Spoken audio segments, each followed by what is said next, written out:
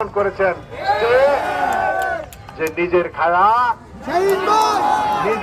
ধানের শেষ, নিজের খায়া ধানের শেষ, নিজের খায়া ধানের শেষ, নিজের খায়া ধানের শেষ।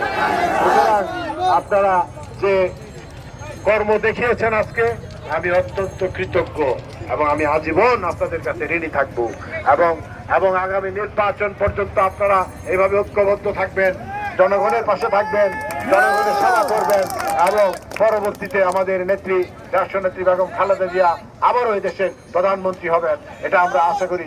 এবং এখন নামাজের সময় হয়ে গেছে, আজান হয়ে গেছে, আর কথা বাড়াবো না। আবারও আপনাদের কাছে আমি সেই বড় জোরে আমি অনুরোধ করছি, আপনারা কেউ কোনো সন্ত্রাসের সাথে, দুর্নীতির সাথে, কোনো কিছুর সাথে জড়াবেন। আপনারা জনগণের কাছে থাকবেন, জনগণের পাশে থাকবেন এবং আমার সাথে যারা আছে এই ধরনের কোনো লোক নাই।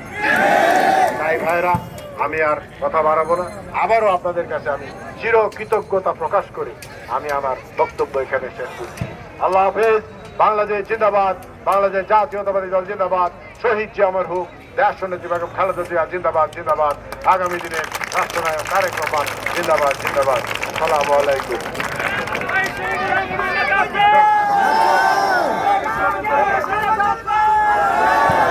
সভাপতি ধন্যবাদ দিয়ে আজকের এই সভা সমাপ্ত ঘোষণা করবেন।